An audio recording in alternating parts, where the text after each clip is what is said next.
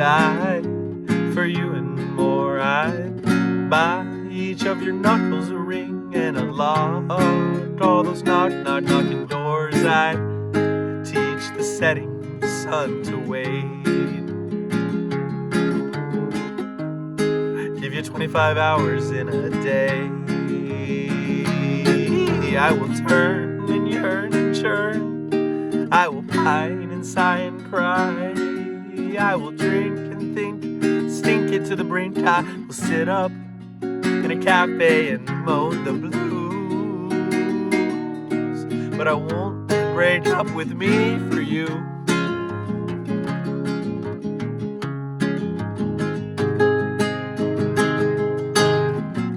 I would teach the moon to dance if it'll light up all your dark corridors and take us to Paris, France, Bordeaux, Lyon, or the Norman shore. I'd train a tiger to jump through hoops,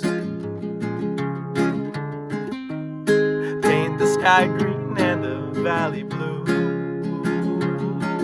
I will crack and stack white and black, I will sit inside and brine. I will go out just to shiver and quiver, I will lie around on some couch and I will brood, but I won't break up with me for you.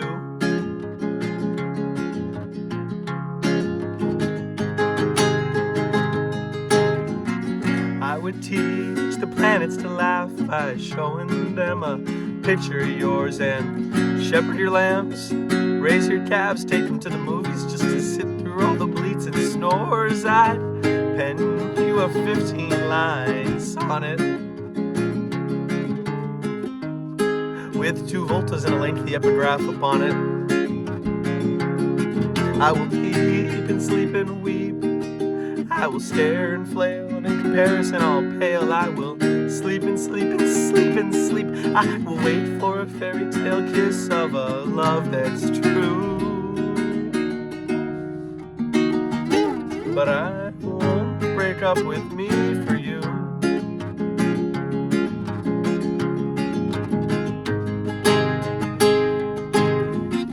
I would teach meteors to float in all the clouds, come down and fall, and I'd build you a castle in a moat with a dragon guarding a tower so tall, and we could watch the aurora borealis blink, crack a toe adrift like a rusty sink.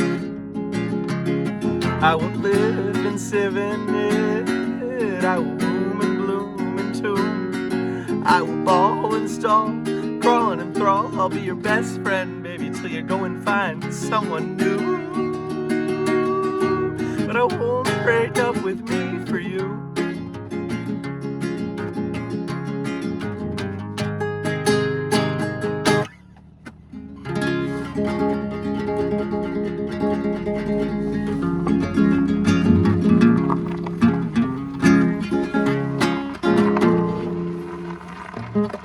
Okay, one last song.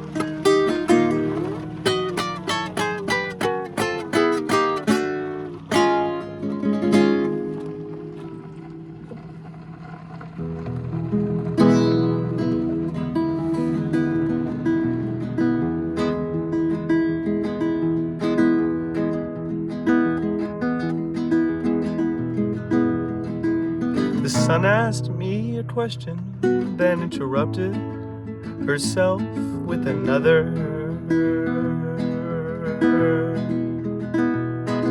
So I stopped getting the mail and lost touch with all my sisters and brothers. And Marcia had orange hair when she asked if Joanne and I were lovers. I guessed as we were holding hands with unconfused and unmade plans, we'd memorized the contents of the other one's nightstand. I can see why Marcia was so quick to interrogate our great romance. And the street lamps came on to walk the 3 of us back to the theater. that smile in her mouth that fills my teaspoon over with 2 liters.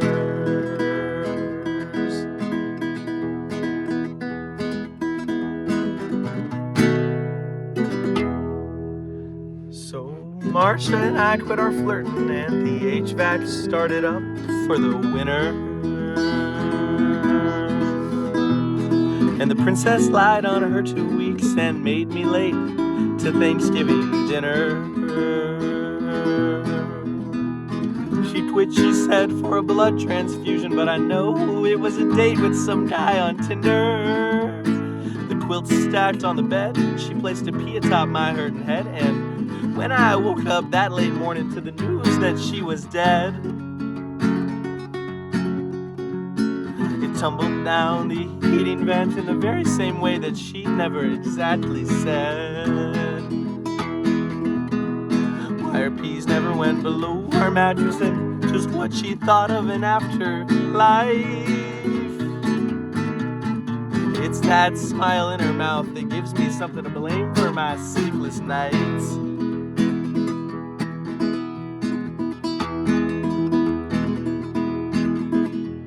And the princess had a daughter who walks now in some far-off town. And Adam learned a way to divert the pang of God's holy frown.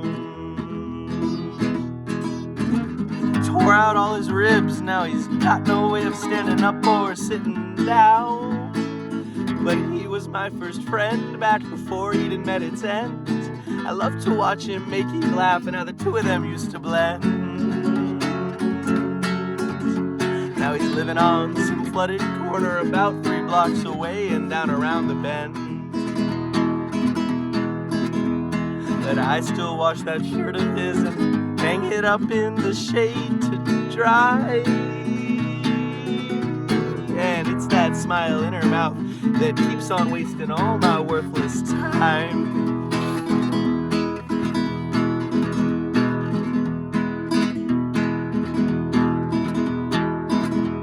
And Louise sat crisscrossed on my bed when she got that call from her mama out of the blue.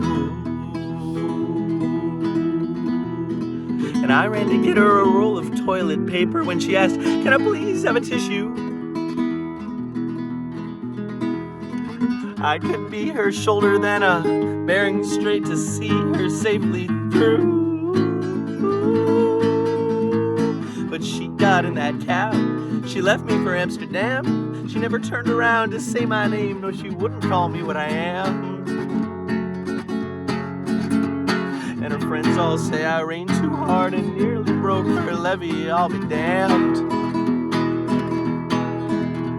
Now I'm just a lonely gust of snowdrift waiting to be made into an igloo. And it's that smile in her mouth that makes the caterpillars crawl back into their cocoons.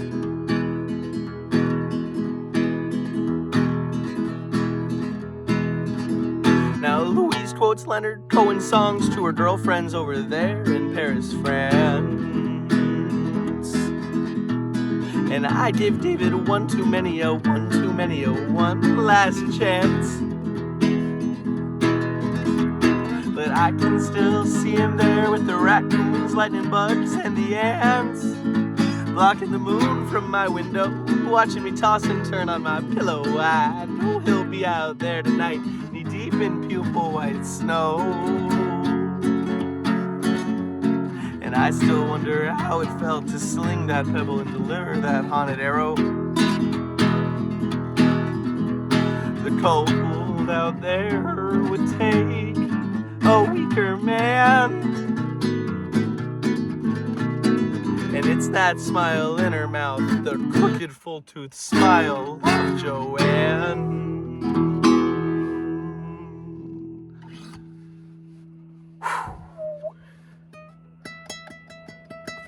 Thank you very much for your time. Look forward to hearing back.